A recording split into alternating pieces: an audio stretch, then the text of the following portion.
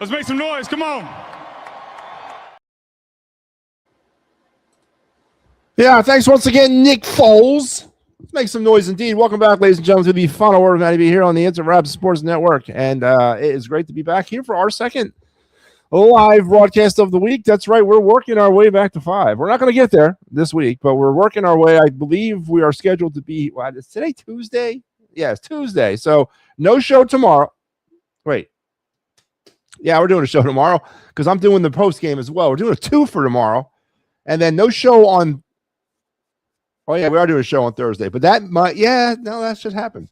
All right. So, yeah, we're going to do we didn't do one last night. There, that's the one I didn't do last night. So that's 4. That's pretty respectable.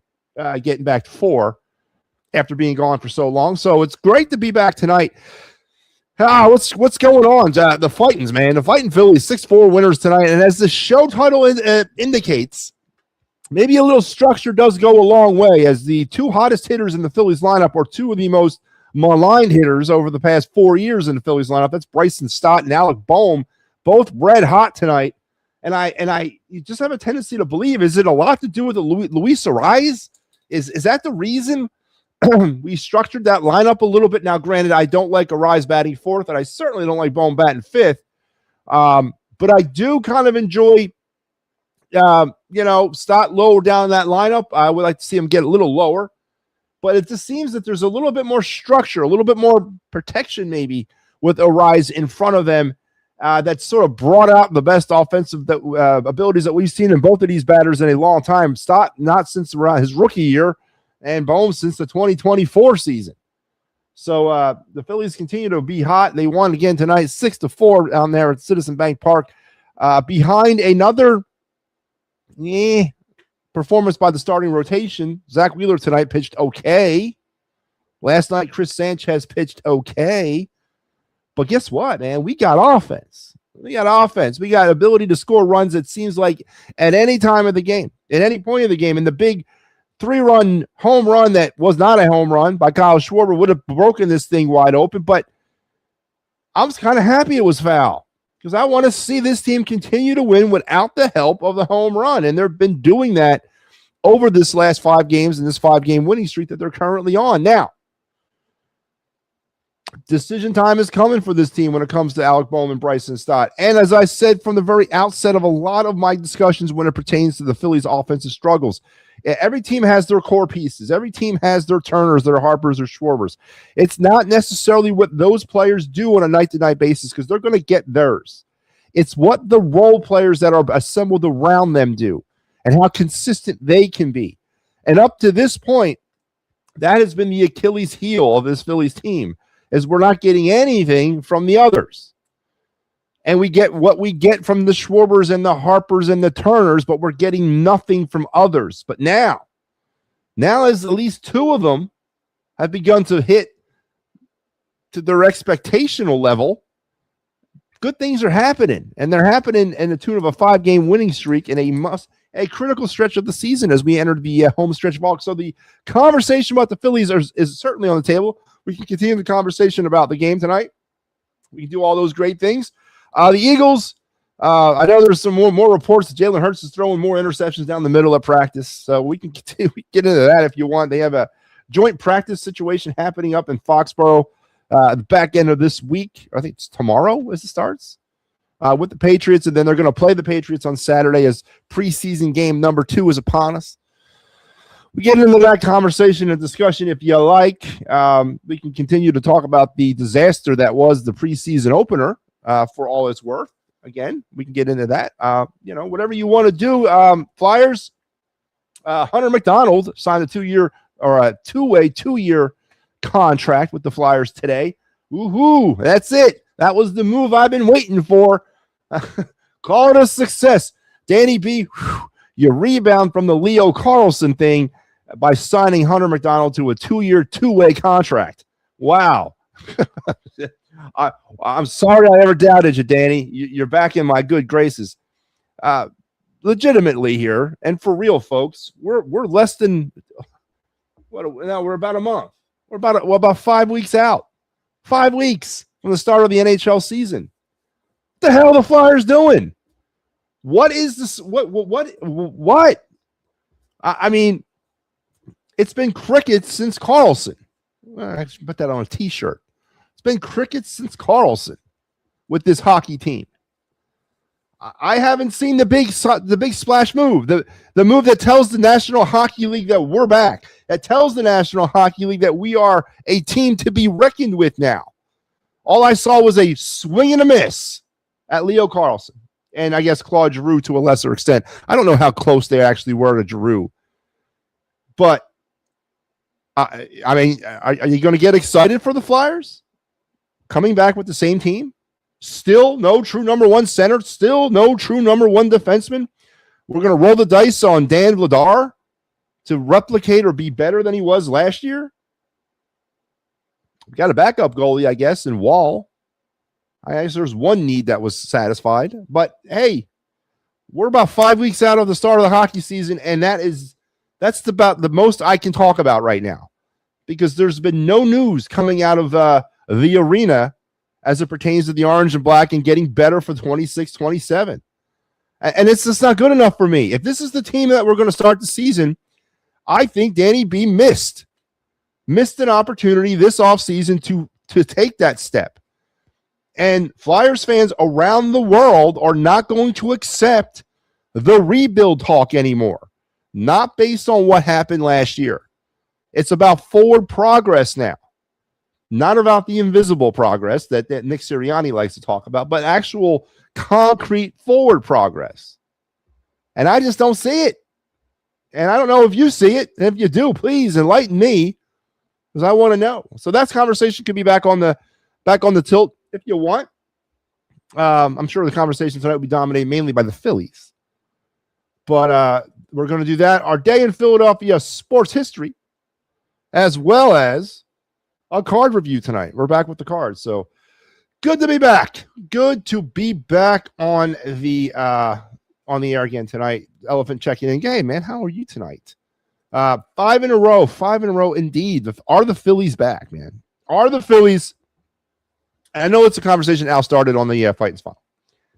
And I know he's trepidatious about jumping back on the bandwagon, as he has every right to be. God knows we've been down this road before. And I ain't going to be the one that kind of goat people on and say, hey, come on, let's get back. No, I'm not, because I'm not either. I'm not. But I do like the way they're winning. I do like the contributions of the players that they're getting contributions from. And I obviously love the addition of Luis Arraez, who I've been calling for since November to be here. And I really hope that the Phillies, when they figure out the CBA and they figure out what MLB is going to look like in 2027, we can lock Arraez down on at least a 2-year deal. At least a 2-year deal till we can find out what the hell's going on with Aiden Miller. I really, really, really hope they do. Matter of fact, if that's all they do in the offseason, so be it, right? But I just think that Arraez's presence on this team has added a little, again, structure. We got an actual hitter that pitchers have to actually be concerned about. And maybe he is providing in an off-way protection for Bowman Stott. I don't know, but there's something about the play of those two players since Arraez has been here that's got me really, really excited. Let's talk a little bit about Bohm's numbers since August the 8th. I mean, he's batting .500. This is not to include tonight. 32 at-bats, 16 hits, 5 doubles, a homer, 9 RBIs. He's scored 8 runs, and he's walked 3 times. So this is since August the 8th. That's Bohm's line. Stott is batting .360 since August 8th. He is also on fire. He's batting .360 with an on-base percentage at OBP of .508. Slugging percentage is at .500. And he's starting to hit the ball really well as well. And this is all since the arrival of Luis Arraez. I'm not saying it's mojo, and I'm not saying Luis Arraez is giving hitting clinics in the dugout tunnel. I'm not saying that, but I think it's a lot to do with the structure, and I've been crying for structure in this lineup for 4 years. You cannot assemble a baseball team based purely on power hitting superstars. You got to have some structure and complementary pieces. The Phillies obviously thought they did, but for some odd reason, we can never bring it out of Stott. We can never bring it out of Bohm.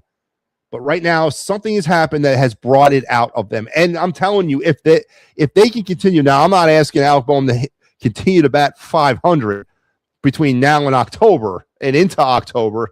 It's probably a hard ask.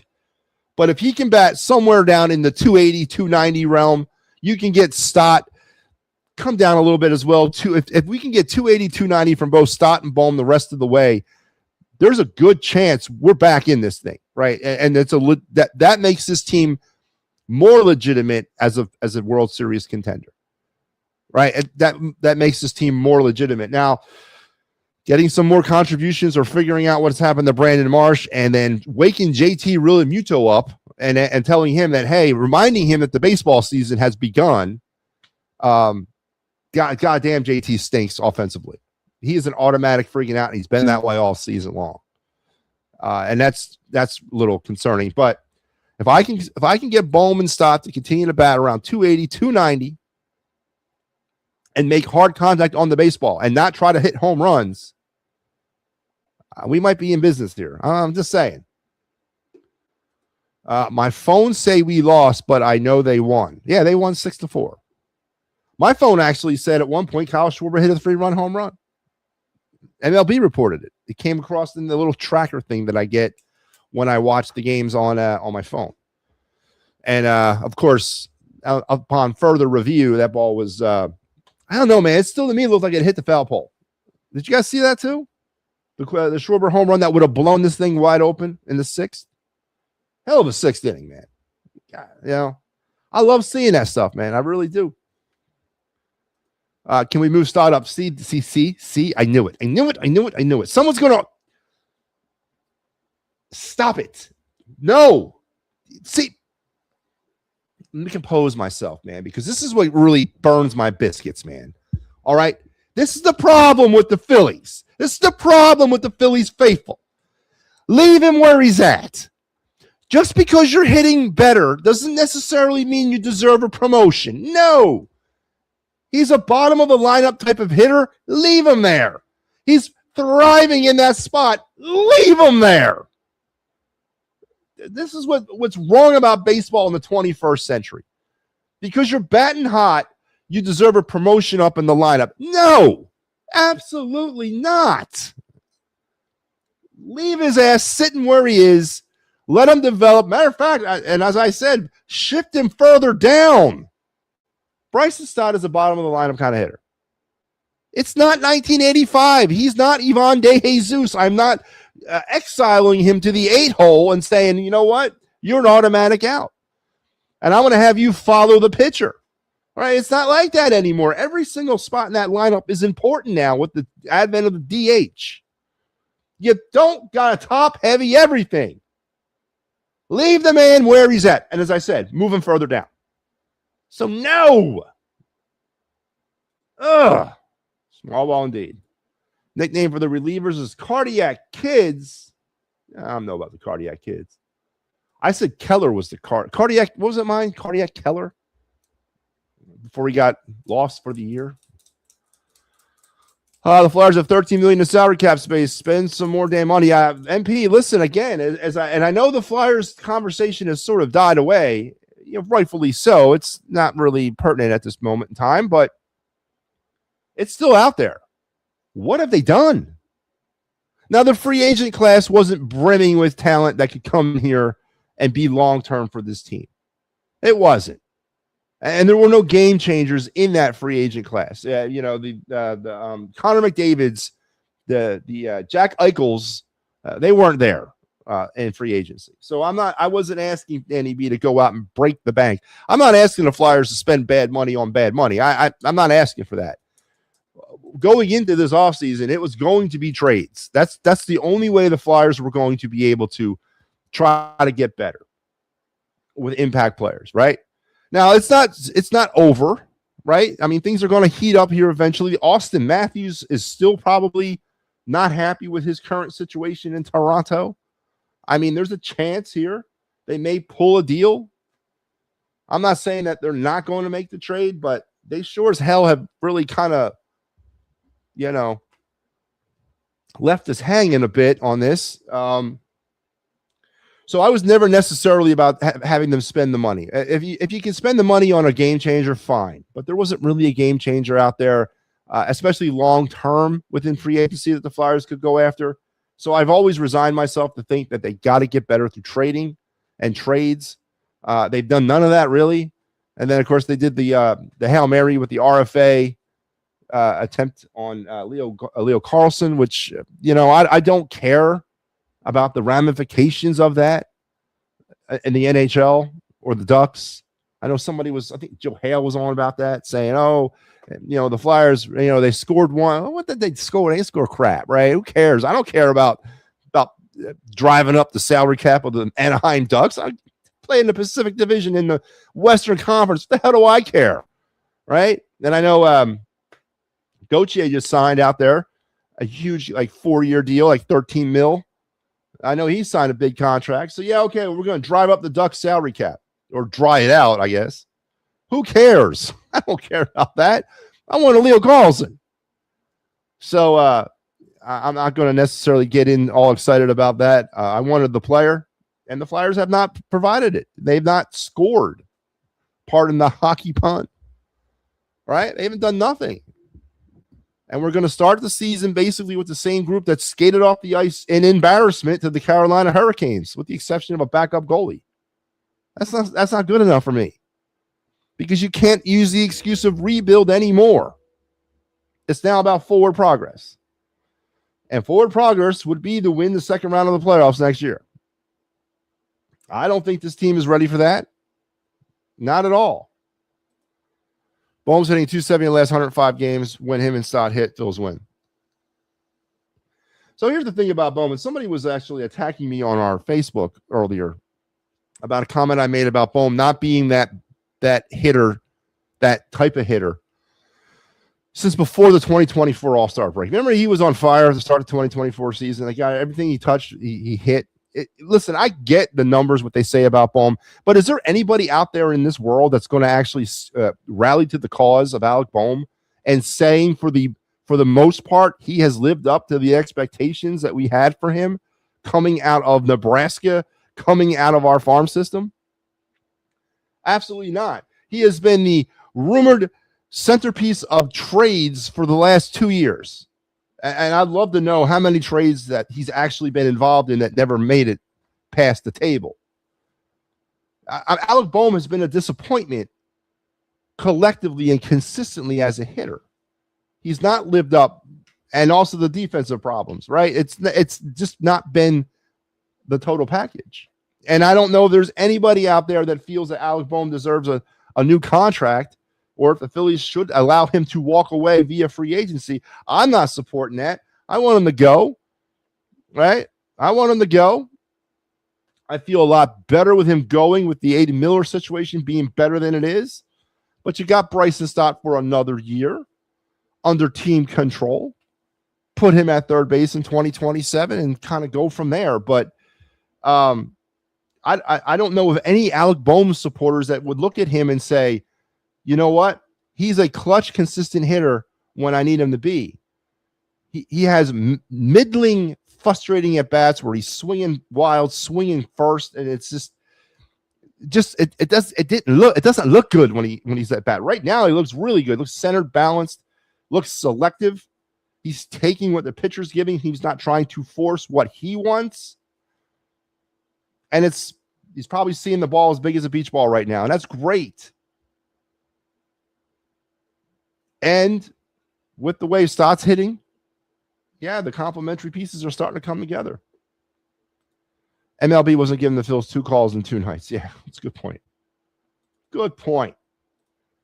Don't look like the trajectory of the ball changed. I don't know. I mean, I saw it come down as it was, and they slowed it down on the broadcast, right? It looked like to me it kind of changed as it was coming down over the pole. It looked like it grazed the side of the foul pole. But whatever. We caught a break. We got the win. Philly's not ready. We talked about this last week. As I said, heading into the Minnesota series, I was a firm believer if they didn't sweep or at least win the series, season might be on the brink. but they did. They swept, and now they're on the verge of sweeping the Marlins. Again, I'm not punching my ticket. I'm not getting my spot down on Broad Street. Trust me, I'm not. I've maintained this team as a playoff team from the very outset of the season. I've not changed that. I was on the verge of changing it if things had not gone well in Minnesota, but I have not changed that. I still think they're a playoff team, and I do know a little about something about getting in there and then things kind of working out, going on those runs. But no, I was never on board with them winning a World. Even heading into the season, I didn't think they were a World Series because I didn't think they made enough changes on this roster to get better. But I'm telling you. Luis Arise, man. What if Dave Dombrowski would have listened to Matty B's offseason plan? What if Dave would have called me back up around Halloween and said, Matt, I know you've been tinkering with a free agency plan. Well, what is your plan? I would have, unloaded on him and said, listen, Arise at second, Alonso at first, say goodbye to Kyle Schwarber. Aiden Miller was my third baseman. Actually, Otto Kemp was my third baseman until Aiden Miller was ready. I was getting rid of Bohm, right? Haley Jansen in the bullpen. Bringing in Corbin Burns as my fifth starter. Little insurance policy in case either Walker or Painter didn't work out. If he would have listened to me, where would we be right now? I mean, think about it. Think about this. Where would we be? I'm in the wrong business, man. I need to go to work for the Phillies. I need to go work for Major League Baseball as a GM or a president of baseball operations. Does anybody want to give me a shot? I would not make any trades. I would hoard draft picks, consistently try to develop players. I would be like the Chicago White Sox times 1,000 because we wouldn't win for the first 25 years. Oh, man. But listen, hey, I'm happy, man. I'm happy with the way they played. I'm excited. I'm intrigued because this is what I've been wanting to see from this team for a very long time. No home runs hitting, scratching out runs, hitting, pulling runs, sack flies. Just playing old school, baseball the way it's supposed to be played. Would I take Vladimir Tarasenko for $5 million a year? Yeah, but I don't. Do we got to get a lifetime supply of Geritol? I mean, come on, man. Listen, if I would have had Leo Carlson on his team, yes. See, this is what I don't think a lot of people understand about the construction of a hockey team. Tarasenko is a good player, but if we're going to make him the focal point, he's not going to be a good player. If he is the offensive gear that drives this team, those days for him have passed about 5 years ago. Could he complement a Carlson, Konechny, Mitch Koff line and be that second line left wing or whatever? Yeah, 100%. But if I'm asking him to come in here and be the focal point, no, it just doesn't make any sense for us. Right? I need somebody around him. Like, again, a little structure goes a long way, MP. Like the show title tonight. A little structure. You just can't just throw players on a hockey team or any other team and say, go ahead and do what you got to do. You got to have some complementary players. You got to have players. On the Flyers case, you need that guy. And we don't have that guy right now. We need that guy that the other guys kind of complement. We don't have him. We got a roster of a bunch of young players. And, developing players. Zegras is probably the most potent offensive player we got. That's proven. I need that guy. I need that 40 to 50 goal scorer, which I know they're a rarity, but they're there to bring it all together. Wait, you wanted 38? No, I never said I wanted him. I said they were close on him. My free agent plan was never going after Claude Giroux. But if you were going to bring him here along with Leo Carlson, absolutely. Again, that's the Tarasenko player right there. You got to understand it doesn't end with Giroux. It doesn't start with Giroux. I don't care if it's Claude Giroux. I don't care if it's Tarasenko. You can have players like that, but you got to have the focal guy. We don't have that guy. We don't have a number one centerman. I've never seen a hockey team so devoid of center talent than the Flyers are, up and down through the organization. We got a lot of converted wingers. We got a lot of guys that are forwards that are trying to play center. We do not have that guy, right? We don't. And I don't know where that guy's coming from, and maybe they're developing that guy as Martone's not a centerman, but I mean, we don't have the guy. We don't have the structure of the guy for our lineup. We got a bunch of role pieces and complementary pieces, but no anchor. I think you're trying to. You're getting confused with the names versus what I want them to do. If I had a Leo Carlson, if I had a potent 1-2 line, right? Or even if I just had a potent 1 line, of the first line, I could stick a Claude Giroux on that second line. And he would complement the younger players and complement that first line. But if I bring Claude Giroux here, if I bring Tarasenko here now, they are the focal point of my offense, and that's not right. They're past that prime. And they're too damn old anyway. But these are the players you bring in to help get you over that hump. We don't have the players that get us to the hump right now. I don't know if you guys understand that. I'm trying to make it clear. It's up, Joe Hale. Yes, the phone lines will open up momentarily. The bullpen is still bad. One aspect of the bullpen, and I know I watched the game tonight, is the continued confuddling play of Ryan Kerkering in defense. Didn't he throw the ball away tonight? I don't know what's going on that man.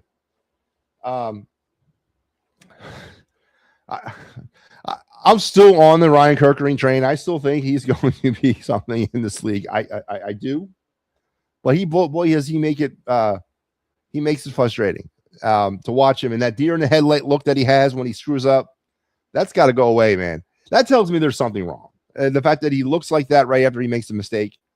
When you make a mistake, you're supposed to be stoic and ice, like, yeah, you know what? I meant to do that, even though I didn't. Right?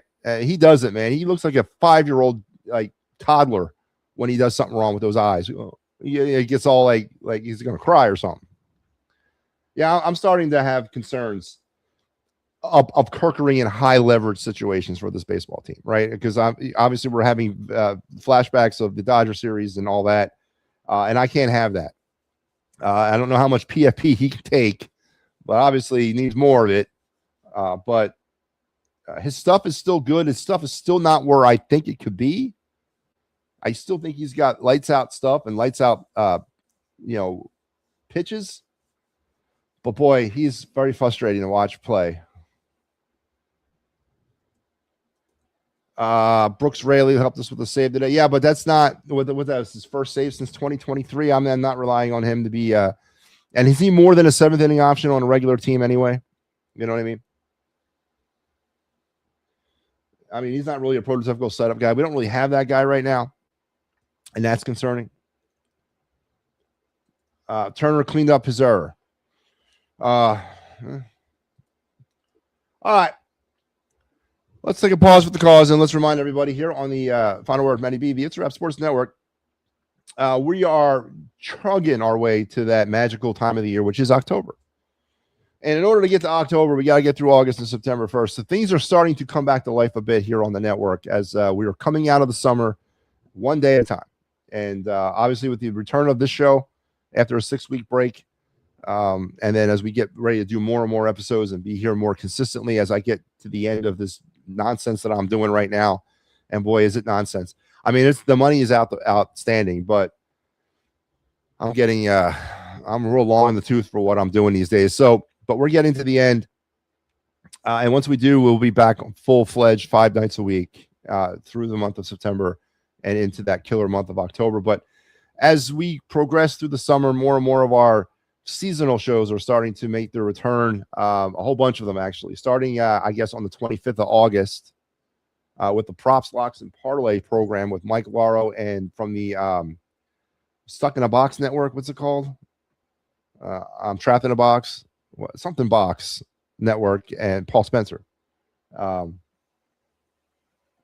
going to be back on August 25th to get you ready for week 0 of the NCAA season. College football, getting ready to make a comeback too. Getting into that great time of the year, and of course the pro scene as well as we get closer to the week 1 of the NFL season. So make sure that you're on the lookout for them. They'll be returning on the 25th of August. So Mike Laro will be back with Paul Spencer from Jack in the Box Network. You know what I mean. You guys know what the network is. As well as Mike Laro will be returning sometime in the early part of September. I think right in front of week 1 of the NCAA season for Penn State and Happy Valley Huddle. No longer a post-game show. It's going to adopt a Birds Blast-like format. It's going to come at you during the week, like I don't know, Tuesday or Wednesday.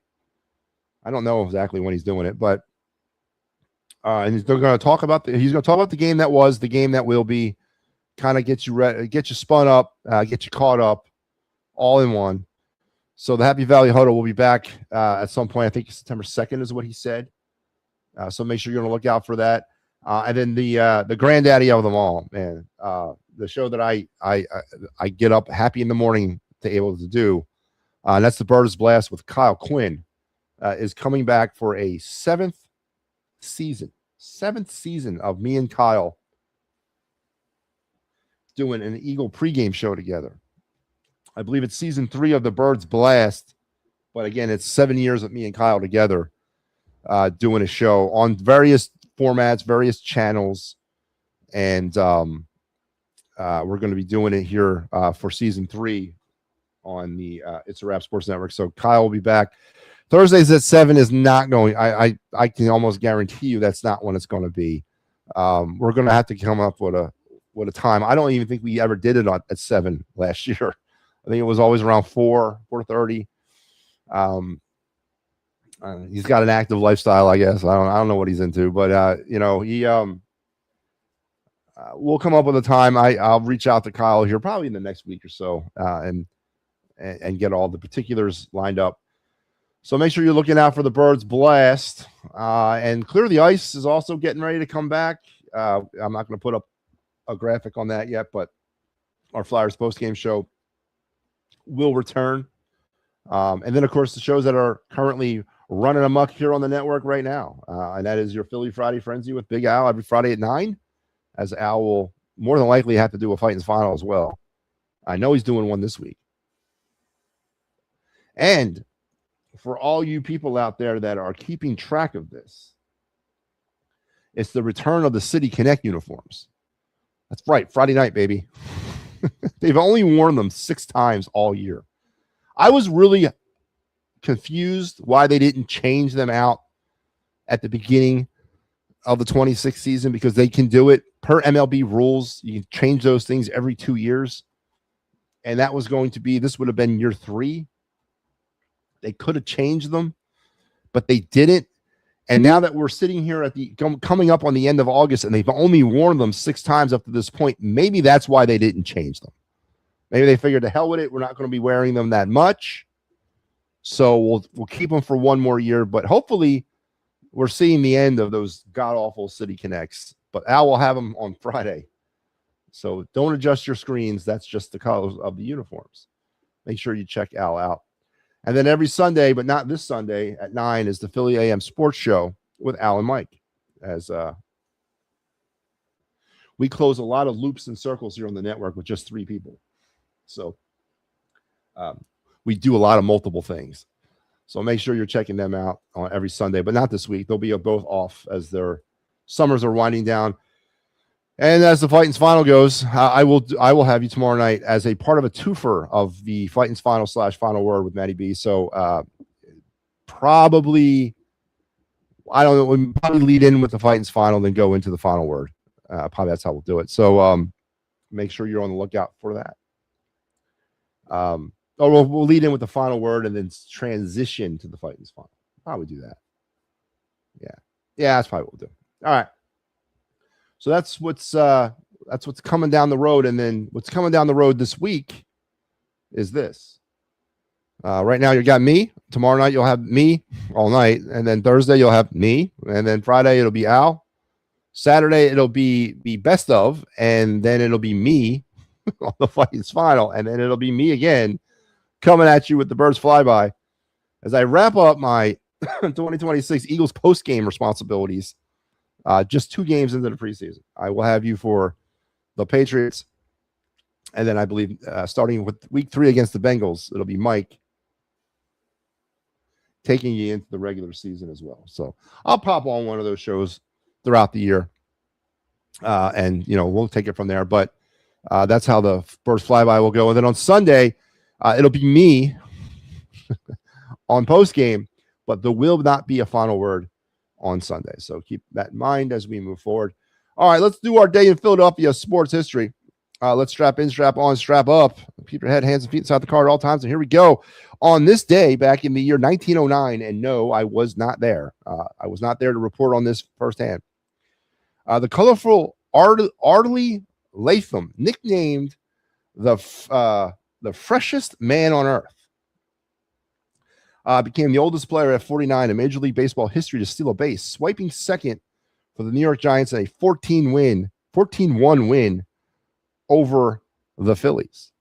One of baseball's most zaniest characters, Latham was famous for running up and down the baselines as a third base coach while yelling obscenities to opposing pitchers to distract them.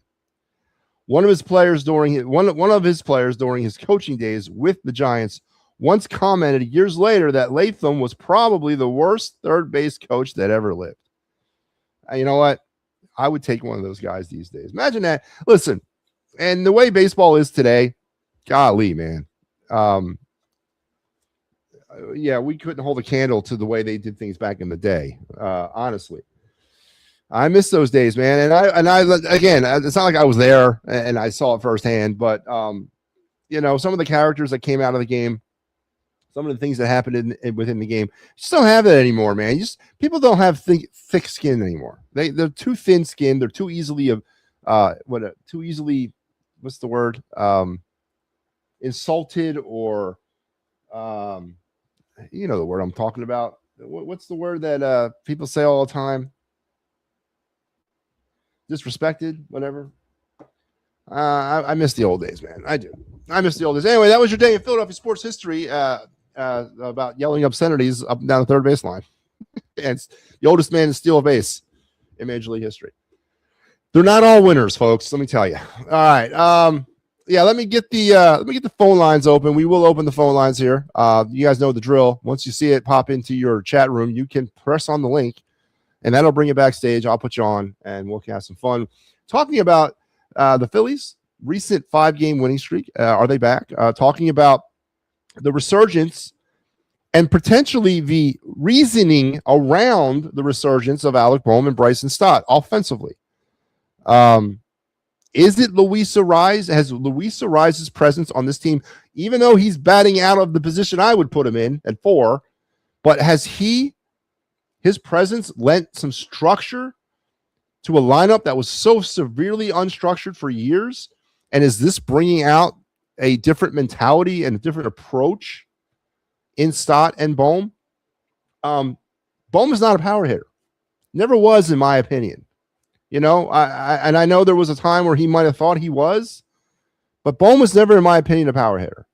Stott, of course, wasn't a power hitter, and I don't think either one of them embraced that. Now, is the emergence of Luis Arraez or the appearance of Luis Arraez, has that brought them out of that and made them realize that they are not power hitters and that they could be very beneficial as contact hitters? I don't know. But we'll talk that if you want. as well as the other things. Anything that you want to talk about. So here's the phone lines are open. Offended. Very good. Thank you, Elephant. I couldn't find out a reason to think of that word. Yeah, people get too easily offended anymore. You know, I mean, even when I was coming up through high school sports and what have you, it was starting to change then, but you can still get away with a lot of things. Listen, psychological warfare is a big part of sports, right? Psychological warfare is huge. And this culture, this society we live in now has done everything in its power to take that away from sports. And it's really sad. It really is. And it's never meant to be personal. It's all about business. It's all about trying to win. And yeah, I mean, I don't know. I kind of miss that.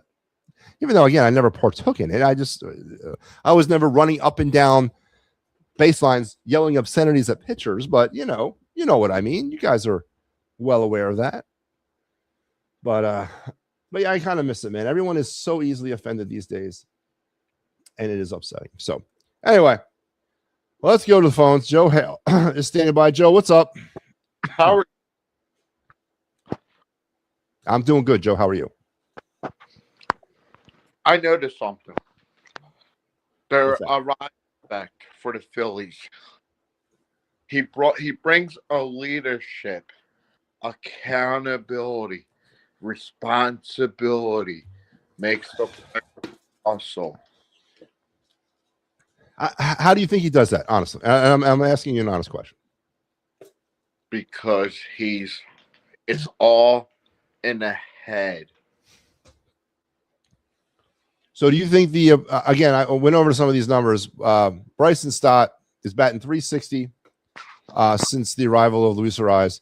Alec Boehm's batting .500, 16 hits, 5 doubles, a homer, 9 RBIs, 8 runs scored since August 8th. Since the arrival. Schwarber's picking it up too. Okay.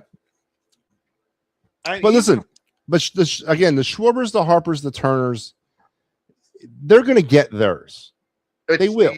It's all about the other players that have not been producing consistently. Now, 2 of them that we've been waiting for 4 years to produce consistently at the same time are now doing that, and you're seeing what that's doing to the team, right? Plus, I think it's a contract year with Alec Boehm. Okay. I hope to God the Phillies don't. I'm sorry for saying that, but I hope the Phillies let him walk. Let me ask you this though, Joe. Somebody MP popped this into the chat a little earlier. Let me go back up here. So this is what he says. Boehm's been hitting .270 in the last 105 games. .270 is about where he should be hitting. But so why as a fan base are we so intent on driving him out of here? Because you have to overpay him if you want him here. Do you want to overpay him, MattyB? Okay, but why would I not? But again, I'm going back to the numbers are not bad. If you look at the numbers offensively, spread out over the course of the last year or two, they're not bad. But what is it that makes Alec Boehm so repellent to us right now? Where did it happen last year? What was his average last year? It's a contract year. Last year he struggled mightily. He even got booed. No, listen. I'm not attacking you. I agree with you. I am 100% on the ship of getting him out of here, right? And he's going to pop up another number. He batted .285 last year. Why are we trying to run a guy that batted .285 out of here? Because he doesn't hustle. I mean, Joe, come on. Listen, I disagree. I've never seen him not hustle. I don't know what hustling for Alec Boehm is. I think it's because of it's so inconsistent. It goes in the tanker for like 6 to 8 weeks. Then he gets hot. Then he goes back in the tanker. It's never been consistent. It's never been even. That is what I think makes him so repellent to us. And it's, I agree. I want him out of here too. You asked how you fix kicker, and can he become a starter? Like, I mean, I don't know, but I still think Kirkering's got stuff. I still think he's got closer stuff. Honestly, I do. I don't know what's going on inside of his head. But when he makes stupid mistakes, which he does seemingly all the time, that look he gives with like his eyes all wide open, the guy looks like a child. I maybe he doesn't have the mentality of a closer. Maybe, yeah, you're right. Maybe putting him in low leverage situations like starting would be bad. I don't know. I'm still holding out hope that somebody can tap into him, man. I really do. I thought, even though Painter got rocked on Sunday, I thought he did pretty good bouncing back. Yeah. So Wheeler scared me tonight, leaving. Yeah, it wasn't a good start, and the last couple starts have been pretty for him. In this Cy Young race, who would be number one and who would be number two? Mizorowski would be number one. Sanchez number two? No. Why? Who would be your number two? And no, not Skeen. Does it really matter though who number two is? If you only give out one. I think Sanchez has the best case to win it. So you're telling me that you would take Sanchez over Jacob Mizorowski? Because I think Mizorowski is going to stumble. Yeah, but Joe, his stumbling would give his ERA about 1.5. Sanchez's ERA is up with 2.85 right now. I mean, I think that was the last number I saw. Yeah. Oh, okay. That's a little high compared to Mizorowski. I'm not saying Sanchez maybe he's top 5, but it doesn't matter. You got to be top 1. Everybody's surprised that Paul Skeens came down the earth this year. Yeah, he had a bad year. I think he needs a new team, but I don't think the Pirates are dealing. Yeah, they'll deal him next year. And, well, maybe not next year. Now he's still under team control for the next 5 years. And the Dodgers are up by 8 games. What is it, 5 games or 8 games? Everybody thought they would. I think they're struggling right now, but they're winning right now. By the way, the Dodgers are struggling.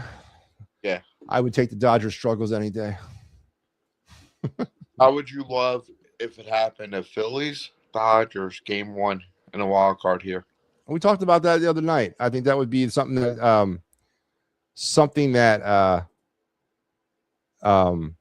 like Hollywood. That's like something right out of a movie. That would be an amazing series. I don't know if the Phillies would win it, but that'd be great baseball for 3 games. And that would be a weekend series, like Friday, Saturday, Sunday kind of thing. That would be just great. Okay.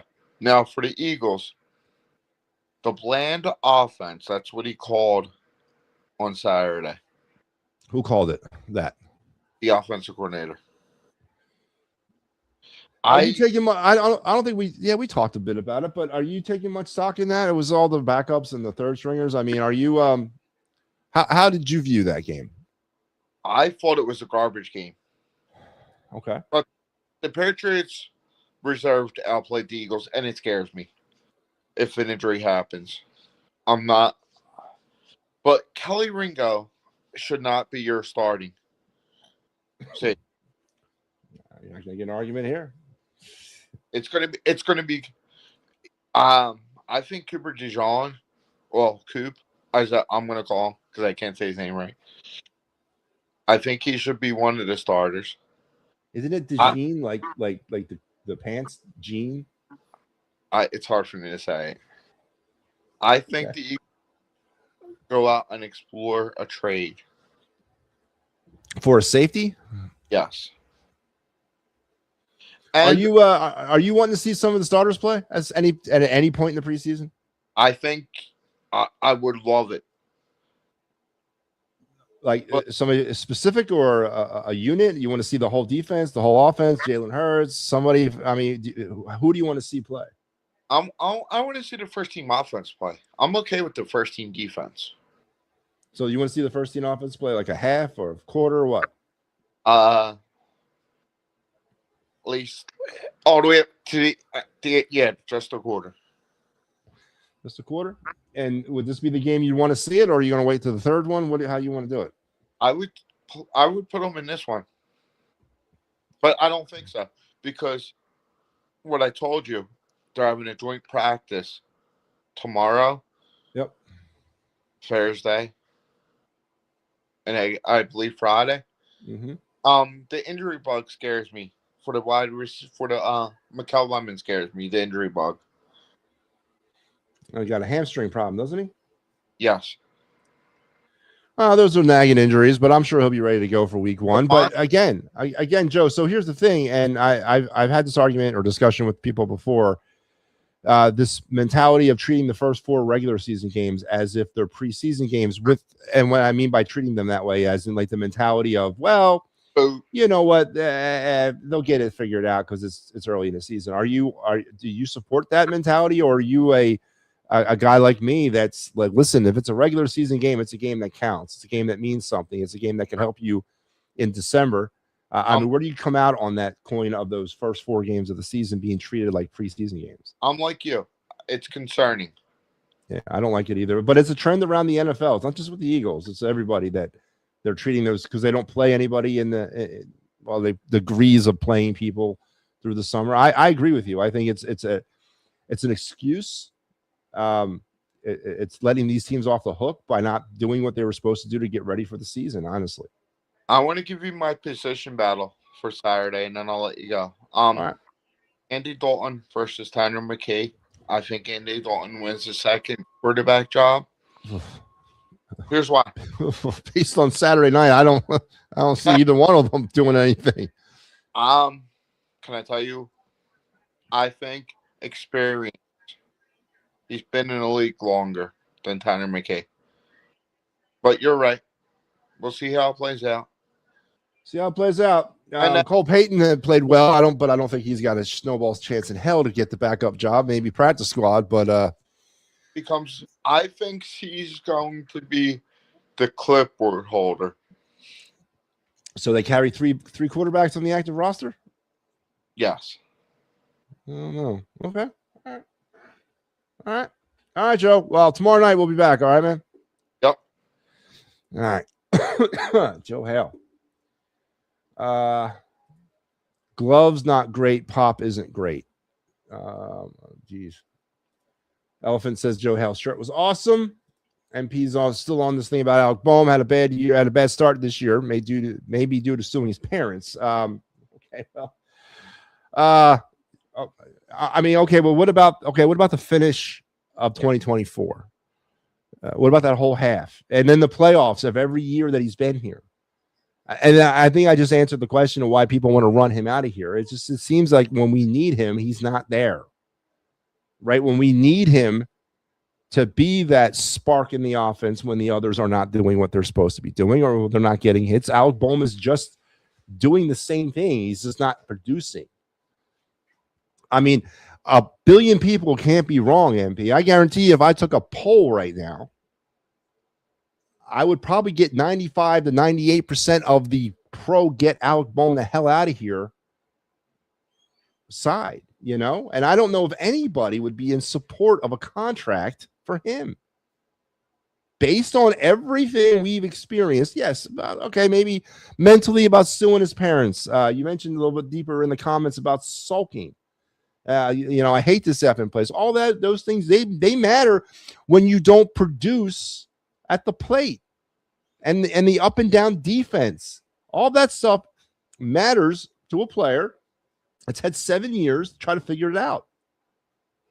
It's a really interesting conundrum around here because honestly, and I maintain this, to wherever Alec Boehm ends up, either it be here or somewhere else, if they could put him in a situation in a lineup where they're not asking him to carry a lot of the weight, and they stash him down in the 7 hole, and he's the bottom of the end kind of guy, he would probably quietly go about a very, very productive career. I totally agree with that. And the situation that he was brought up in through here was not a conducive situation for a player like that. Alec Boehm's not a 5-hole hitter. He's not a 4-hole hitter. We've tried to force that square peg into that round hole for too many years, and it doesn't work. At one time, I really wanted to see him in the 2 hole. But now with a little bit more structure, you're starting to see even in the 5 hole that he's producing. Again, it's a sample size of 40 some games since the All-Star. Since the All-Star break. Let's be honest. Started getting hot right around the All-Star break.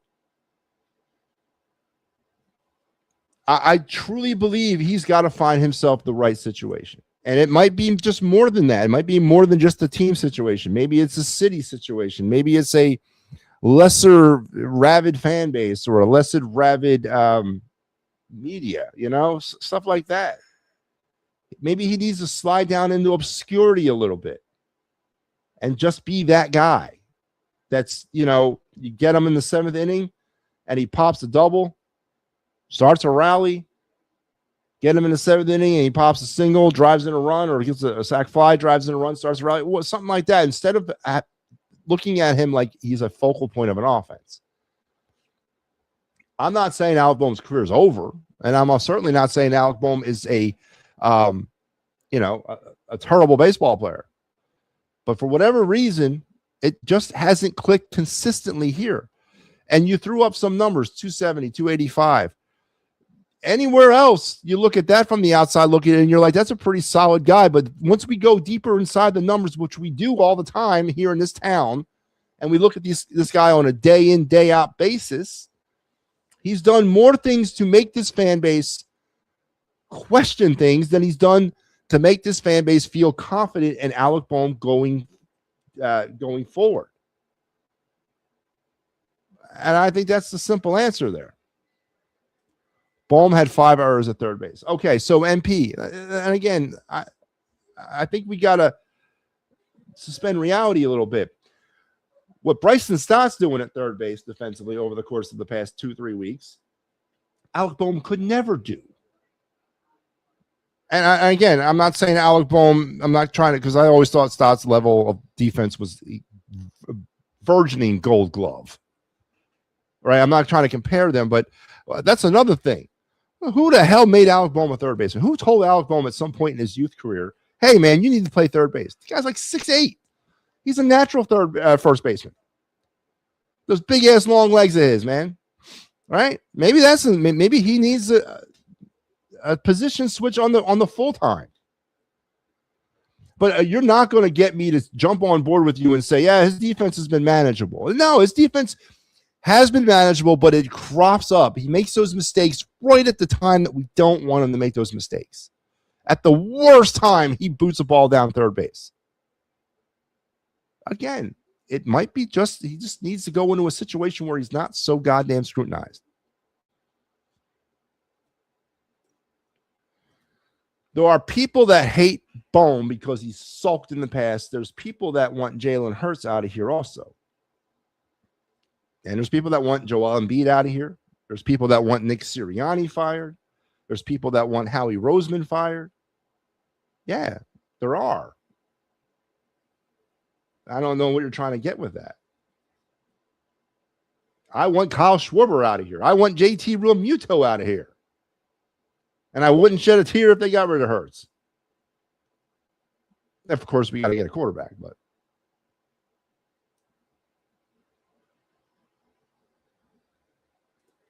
Chris Sale. All right, so let's take a look at the Cy Young Award race. That was mentioned about Jacob Mizorowski and Chris Sanchez's ability to catch him. So right now, I think The Miz has got a 1.75 ERA. All right. Chris Sanchez has got a fluctuating between 2.51 and 2.54. So almost a point over, just shy of a point over Mizorowski. Chris Sale is at with a 2.16 ERA. Right? He is, of course, your reigning 2024 NL Cy Young Award winner. Chase Burns, the young fireballer from the Reds, and, of course, Yamamoto out in L.A. are your top 5. And you could also throw Mason Miller in there as the race. But it's not over yet. But honestly, if you're a betting man, I would put the house on Mizorowski. I'm sorry, I would. The guy throws 102 miles an hour consistently into the 7th, 8th inning. I'm going to go ahead and put the money on the Miz there to win the Cy Young Award. Now again, Sanchez is. I don't care about a Cy Young Award. I want a World Series. Sanchez is a good player to have in your rotation. I'm not shaking the stick at him, but if you're asking for the individual award as the best pitcher in baseball or in the National League, I got to give it to Mizorowski. I'm sorry. I just got to do that.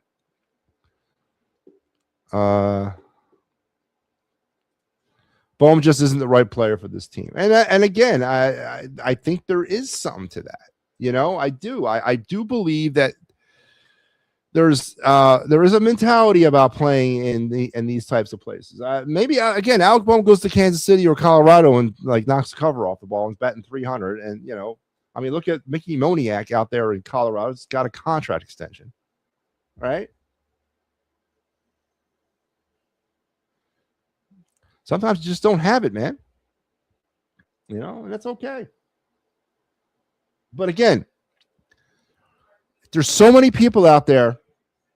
If I polled 100 people, over 90 of them would be, get him out of here. Why? Why for a guy that batted 285 throughout his career and is batting 270 over the last 100 games, are we so quick to drive out of here? I think it's for the reasons that I just said. Joe's thanking Elephant for the compliment of his shirt. Last thing about Bohm, he never should have been a cleanup hitter. Batting in the 5th or 6th seems to make the difference. I agree with the 4th, not batting in the cleanup. I don't agree with him in the 5th or 6th hole. I don't. I agree with him in the 7 hole. Alec Bohm is a 7-hole hitter. Maybe, again, taking that pressure off, but there's not many lineups, and the Phillies are certainly not a lineup that could put him in the 7 hole because we just don't have anything down there right now. We need him up there higher in the lineup. And, of course, the whole Schwarber thing about not wanting to not lead off still burns me.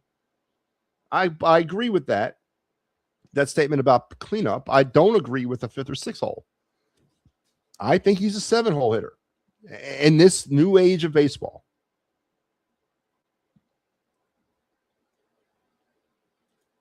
Bohm has made a total of $27 million in 7 years. Never understand why this guy was looked at like the savior. Well, the same thing could be held about Nick Castellanos, right? A lot of people looked at Nick Castellanos as the savior as well. I think people looked at Bohm as a savior for a couple different, and I don't know if savior is the right word I would use. They looked at him from, don't forget, where did Bohm come from? Came from a much beleaguered farm system, right? Matter of fact, him and Stott were the first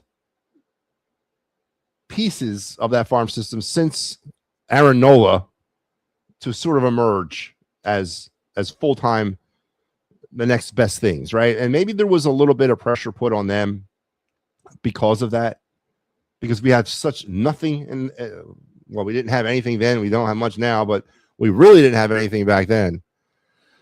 That their arrival was anticipated because it was a way to see how the system was finally starting to turn things around. We're doing it now with Painter. We're doing it with Crawford, right? We got these guys under a microscope because we have a farm system that's so bad, and we're desperate for somebody to goddamn come up and be worth the damn, right?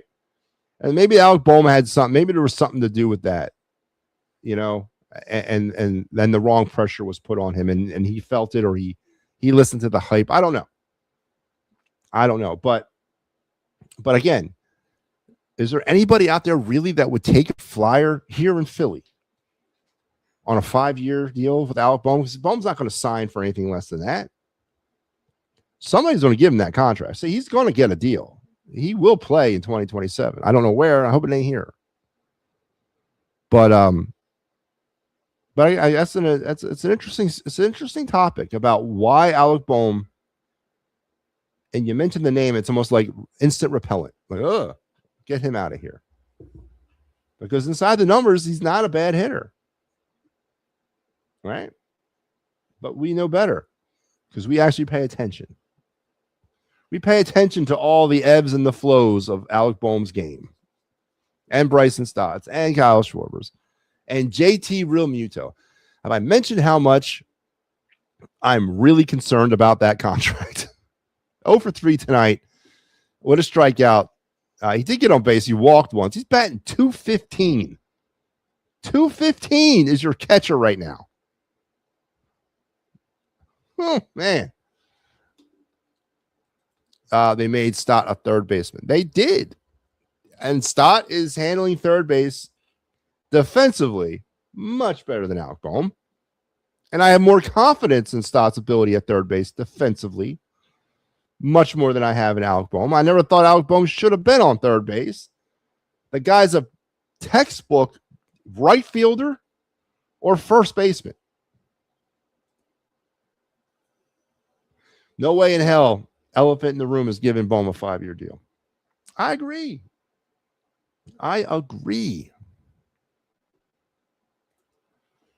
But it's an interesting conversation because, and out of the other side of my mouth, I'm going to say it right now.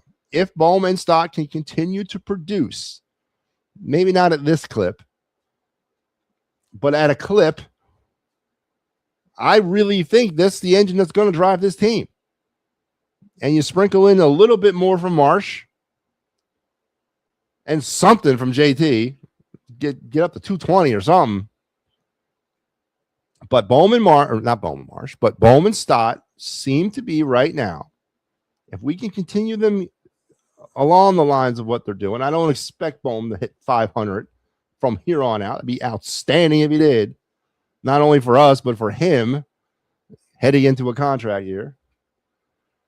But if they can continue to play offensively like they're playing right now, and you get the contributions you're going to get from Harper and Turner and Schwarber when they give them to you, and you also get the play out of Luis Ariz. And again, I cannot understate right now how much I wanted Luis Ariz here back in November. The guy just flat out hits. That's all he does. And I don't care about, the home run. Who cares? The guy gets on base. The guy drives in runs. The guy moves runners along, and he doesn't strike out. When did that stop being a amazing advertisement for a baseball player? And thankfully, we are starting to see it more on the youth side. They're coming out of that exit velo, home run or bust mentality. How many careers were destroyed by analytics and by the advent of hey, man, strikeouts don't matter. It's about hitting home runs. Man, how many careers were destroyed by that? But Luis Ariz is my man. And I really hope the Phillies do. They can sign players right now. Even though we can't trade anymore without clearing waivers, you can still sign players right now. You could technically sign Luis Ariz today. He's not going to do that, of course, but you could get him under contract. If I woke up tomorrow and I found out the Phillies had signed Luis Ariz to a 2-year deal, I would be extremely happy. Very happy. And it's got to be priority number one for Dave Dombrowski heading into the offseason. Get him under contract. 2-year deal. All I want is a 2-year deal. He's been accepting 1-year deals over the last 3 years. I think he'd be over the moon about a 2-year deal. And that fits our timeline about the potential of what the hell's going on with Aiden Miller, right? So, and it also fits the timeline of 1 more year of Bryson Stott to anchor third. I am starting on the campaign right now. You got to re-sign Luis Ariz today. 2-year contract. That's all I want. 2 years, what? 20 mil? I would do that. Do I think Ariz batting fourth? I don't, no. I think it was at freaking Schwarber's request of not wanting to not bat leadoff because it's funny to me, MP, and we've talked about. I think I was on this rant back when they were struggling, and they were trying to. Back in the early dark days of April when they were going through that, there was no mojo at all in the lineup. Everybody was so robotic. It was just really pathetic to watch. And there was never a change in the lineup. Like I mean a significant change. I'm not talking about shifting Bryson Stott from 5th to 7th. I'm talking about Kyle Schwarber. Kyle Schwarber is I think the bane of all this. That I'm telling you, and I really truly believe that he does not want to bat anywhere but lead off. I'm telling you, and I do. I believe there, because there's no way all these baseball. Don Mattingly, a guy that grew up and playing in the era of baseball that was the last great era of baseball, right? The last great era of baseball. Around such great hitters and power hitters, he saw how you structure a lineup. Now Rob Thompson probably got ran over like ran over, backed up on, ran over again by everybody on that team. They probably told him what they were doing. And then when he grew a pair and he tried to clamp down some of that stuff, i.e. what happened in Miami last year with Castellanos, it all blew up in his face because they laughed at him because he wasn't consistent about that attitude. But a guy like Don Mattingly, a player's player, a Hall of Famer, in my opinion, as a player, who did it in the biggest stage in the biggest market consistently for 15, 16 years. A guy like that, it's got to be like behind closed doors. He must have been throwing a fit about why Kyle Schwarber's not coming out of the leadoff spot. It's got to be the player. So your question here about Harper's request, no. I think it's all about Schwarber and his inability to want to come out of the leadoff hole, because there's nothing to me that supports, even in this analytical day and age, that you can sell me on the fact of him batting leadoff. It's ridiculous, man. It's absolutely ridiculous that he leads off. It's one of the stupidest things I've seen in baseball and in sports over the last 5-10 years. This protection of him at leadoff, and if it comes out that it was him this whole time about not wanting to come out of that top of the lineup role, how much of it, and what really upsets me is that the Phillies signed up for 5 more years of it. But if it comes out that he was the reason why they couldn't, really tweak this lineup up and really try to get it as consistent as you could, that's going to stain. Kyle Schwarber should be public enemy number 1 around here if that's the case. Man, he's 29. I signed him for 2 or 3 years. So yeah, I agree. I agree. I'm not asking you to break the bank, and I don't think you'd have to break the bank on him if you gave him a 2-year contract, or even, as you said, maybe a 3-year deal. That'd be exactly what he's looking for. He's a younger Gene Segura, right? He's a younger guy. He's a younger hitter like that. A younger Gene Segura before he came to the Phillies. He was in Seattle. That kind of Gene Segura. But Schwarber hit second for top of the lineup, whatever. It was first, second, anywhere but 4th. He should be batting 4th. When does the MLB vote who gets in the MLB? December. They send out the ballots in December, and they announce it in January. Who's getting in?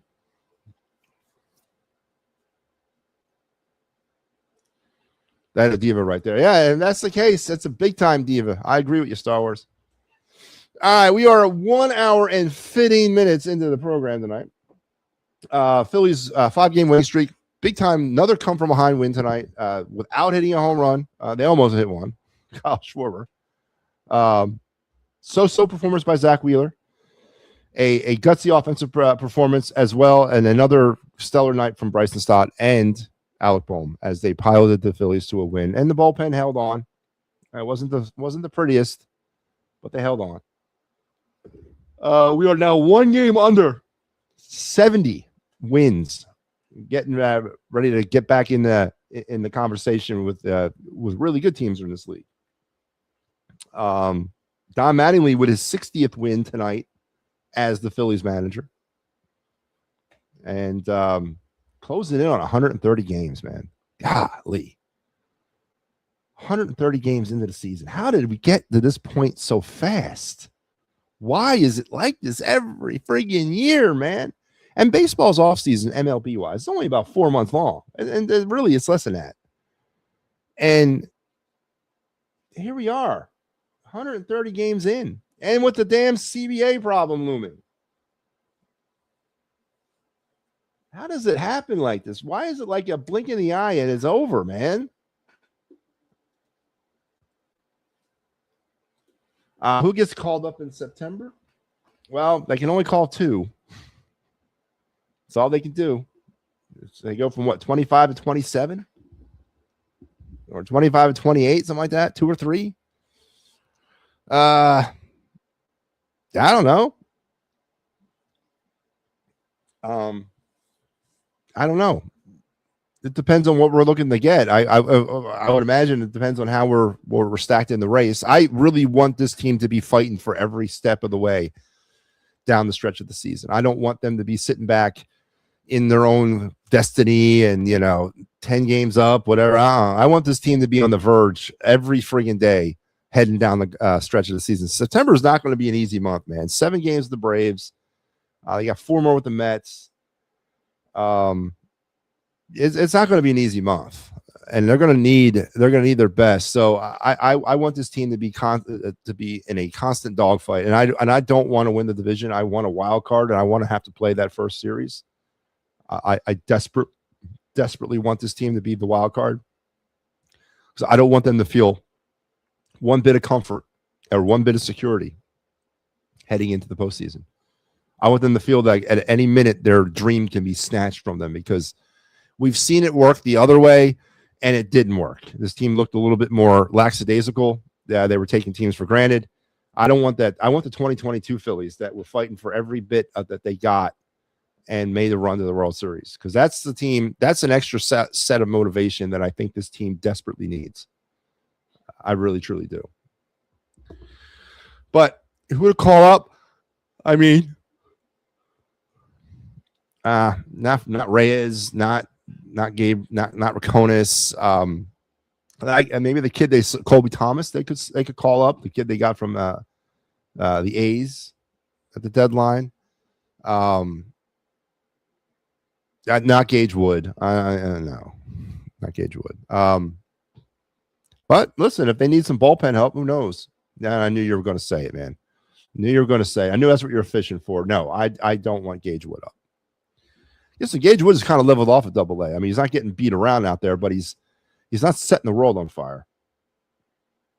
Let him cook, man. Just let Gage Wood cook. Gage Wood's day will come sooner than later. Alex McFarland would be probably someone they're going to keep around. I don't know. We'll see. We're getting there closer than you think. What's it? Timber call-ups in a couple weeks? Lord, man. Lord. All right, we are now an hour and 20 minutes into the show. Let's transition to our last segment. Got to get this in before I call it a night. Let's do MattyB's card review and roll the film.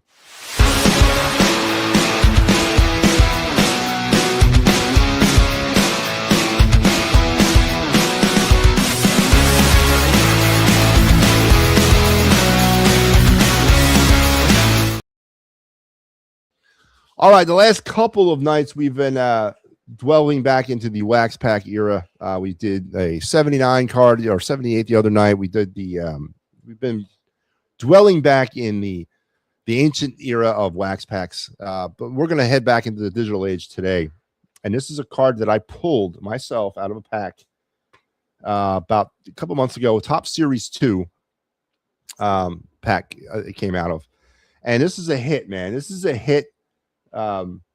That could be very, very lucrative going down the stretch. There's a class of players currently and in the past of baseball that whenever you pull their name or pull their card, it's an instant hit, right? There's those players that just have that cloud about them throughout their entire career. That you find a card, regardless if it's a rookie card or not, you pull it, you keep it, right? It has that name to it. And this is a player that I pulled that is in that class of player of today, right? Perhaps the face of baseball. If you polled people, you'd probably get his name more than anything else as the face of modern baseball. You think Marshawn gets called up? Yeah. Is he still in the IL? Is he still in the IL, or did they? Listen, hang on. Marshawn can't go down. He's got to be on the IL. Marshawn is out of options. If the Phillies were moving him down to the minor leagues, he's still on the roster. He's just hurt, right? Because he's out of options. He has to go through waivers in order to go back down to Lehigh Valley. And I haven't heard about him going through waivers or being DFA'd. So Marshawn is still with the team. I think he's on the IL because he's out of options. So I think Marshawn's still part of the roster right now. Anyway, so this is a card of one of those types of players. He in a lot of circles is the face of the game, and I have to agree with that because this guy is definitely puts the butts in the seats where he plays and whenever he visits and when he plays. And of course, I'm speaking of the one and only Shohei Ohtani, and this is his 2026 Topps All-Star replica card from the Topps Series 2 this year. That's game used replica. That's a game used part of his jersey in this card. This is also a serial numbered card. I have the 24 of 50 card. Right now, this card, ungraded, has sold for upwards of about $350. Ungraded. There is no data because this card literally just came out in Topps Series 2, which was a couple months ago. There is no data on the card selling with a PSA grade on it at this time. But this is one of those cards that if you want to move it now, you could move it now for a pretty good chunk of change. Or you could send it off to PSA, get it graded, and then just sit on it. Because anything with Shohei Ohtani on it and anything with Shohei Ohtani memorabilia, which this card has a piece of his jersey, is going to be big time money. And again, this is from Topps Series 2. This is card number, what is it? Card number 91 ASR -SO. This is in the, of course, 75th anniversary of Topps cards this season. So all the Topps cards are emblazoned with the 75th anniversary logo there up on the upper left-hand side. But this is a replica of the 1991 card. When they did in Topps in 91, when they did their All-Star inserts that year, this was the design of the All-Star insert. So Topps is using the 91 All-Star cards as a throwback this year. And this is the Ohtani memorabilia with a serial number. So again, really cool card. And when you pull it from a pack, I mean, this is what makes you happy about being in the collect. Excuse me, being a collector is you pull cards like this. And I was very happy when I pulled it out of the pack that day. So this is my card of the night. Pretty cool design. Again, using the 91 throwback All-Star cards as the base of this card. And again, the player, the game used replica memorabilia, as well as the serial number, say it all when it comes to Shohei Ohtani. So there you have it. Our card of the night, our card review. Again, you never go wrong with the Shohei Ohtani. And here it is. Here's the card that I have. Again, this is 24 of 50 serial numbered. Of the Shohei Ohtani 2026 Series 2 Topps All-Star replica 91 replica card. So that's your All-Star. That's your card of the night review. Rehab assignment. So yeah, okay. So he's got to come back up because they're stashing him away right now in the minors. He has not technically been sent back to the minors. He's on a rehab assignment. It's a different designation because if they outright sent him to the minors, he would have to go through waivers. Because he's out of options. They have to release him, and he would be subject to sign with anybody he wanted to. And if that didn't happen, then he could elect for free agency or decide to come back to the Phillies. So that's different. They're going to have to make a decision with him to bring him back. They're going to have to bring him back up to the roster or DFA. And then are we carrying 3 freaking catchers again? What a stupid decision that was to protect Stubbs. Because now because if you get rid of Marshawn, you got DFA Stubbs because he's out of options. It's a stupid friggin' decision right now. That was ridiculous. All right. That's going to do it for me tonight. Listen, everybody, I want to thank you for tuning in. And again, here's everything that's coming up on the Instant Wrap Sports Network over the week. I'll be back tomorrow with your two for the Fighting's final and MattyB's final words. So make sure you're here tomorrow night with me as we'll keep this party going into the wee hours of the 10 o'clock era. So make sure you're back. Until then, I want to thank you guys and also wish you a happy rest of your Tuesday night and into Wednesday morning. And I'll talk to you tomorrow. See ya.